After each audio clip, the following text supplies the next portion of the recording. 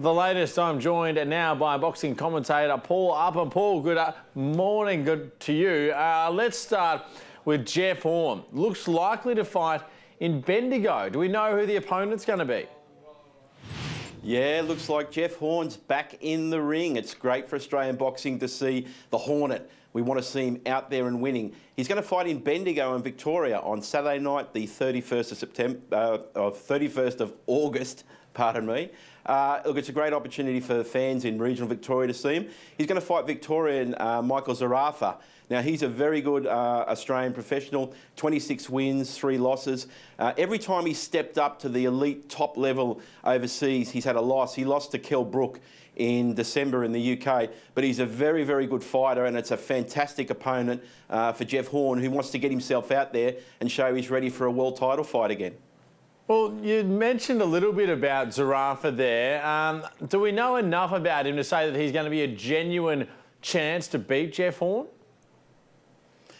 Look, I think he is. He's 27 years of age. He's got a lot of experience. As I said, 26 wins. He's good boxing skills. He always comes to fight very strong, very fit, and he always prepares very well. And even though to say that he's lost, to someone like Mchael, who's a former world champion in the UK, there's no shame in that. He was very competitive in the fight, even though he didn't get the win. And I think this is a good opponent for Jeff Horn.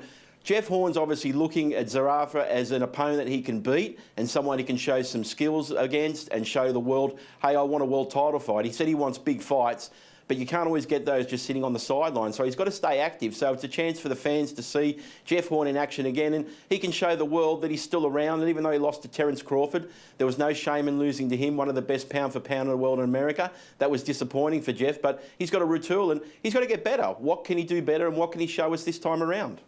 Can I just ask, you did mention, great for people in Bendigo and Victoria to see a fight out there. Were Jeff Horn's camp at all pushing for this to be in a major city, though? Were they a little bit disappointed it's not?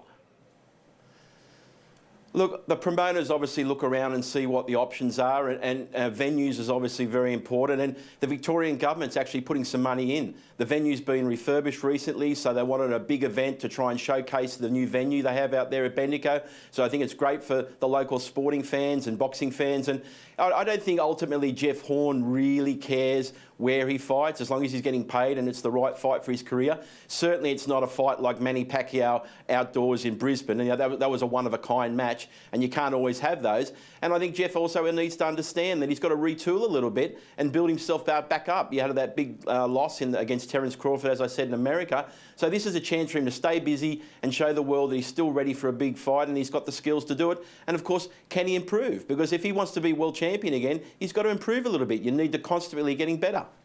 OK, well, Tim Tszyu takes on Dwight Ritchie 2 weeks prior to that fight. Do we think a matchup with Horn is on the cards down the track? Such a huge name in Australian boxing.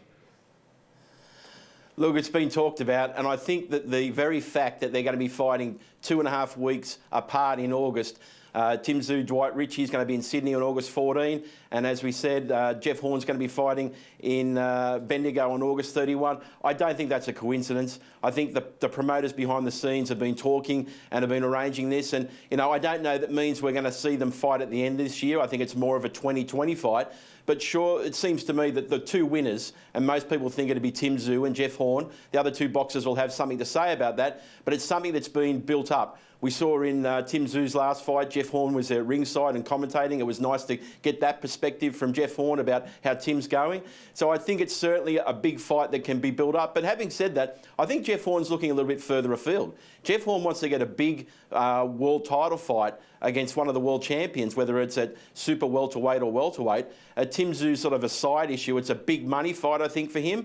For Jeff, it's sort of a plan B, but certainly I think it's something we can work towards in 2020.